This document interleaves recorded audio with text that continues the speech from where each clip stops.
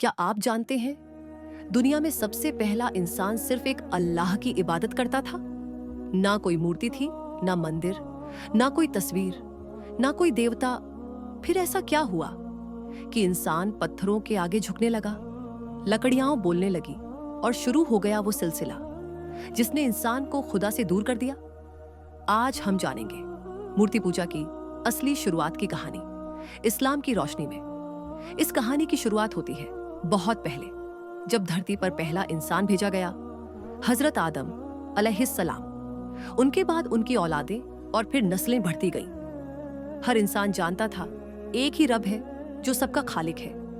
कहीं कोई शिर्क नहीं था, सब अल्लाह की तौहीद पर कायम थे। लेकिन फिर आया एक वक्त जहां इंसान की मासूमियत से खेला गया शैतान का सबसे पुराना खेल। हजरत नूह अलैहिस्सलाम के द्वार से कुछ पहले की बात है। कुछ बेहद नेक लोग थे, वद, सुवा, यगूस, यूक और नस्र।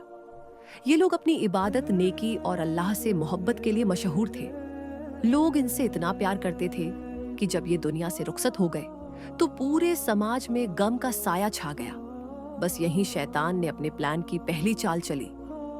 उसने इंसानों के दिलों में ये ख्याल डाला, इन नेक लोगों की याद में कोई निशानी बना लो ताकि जब तुम इन्हें देखो तो अल्लाह की याद ताजा हो जाए। और लोग मान गए। किसी ने लकड़ी तराशी, किसी ने पत्थर घिसा, किसी ने चेहरा बनाया, किसी ने नाम लिखा। वक्त बीतता गया मगर लोग इन मूर्तियों को सिर्फ यादगार मानते रहे। कोई इबादत नहीं, कोई पूजा नहीं। फिर आया अगली नस्ल का दौर, वो लोग जिनके सामने सच्चाई नहीं थी, जिन्हें पता नहीं था कि ये मूर्तियां किस लिए बनाई गई थीं। अब शैतान ने दूसरा वार किया। उसने कहा, तुम्हारे बुजुर्ग इन मूर्तियों की इबादत करते थे, ये बहुत खास है, इनसे बरकत मिलती है, इन्हीं के जरिए तुम अल्लाह के करीब जा सकते हो। और इस तरह इंसान गिरा पत्थर के सामने। यहीं से शुरू हुई दुनिया की सबसे पहली मूर्ति पूजा। शैतान ने इंसान को धोखे में डाल दिया और तौहीद से शिर्क तक ले आया। कुरान कहता है, इन्हें छोड़ दो, ये ना तुम्हें कोई फायदा दे सकते हैं, ना कोई नुकसान पहुंचा सकते हैं। सूरह नूह 71-23। लेकिन तब तक बहुत देर हो चुकी थी।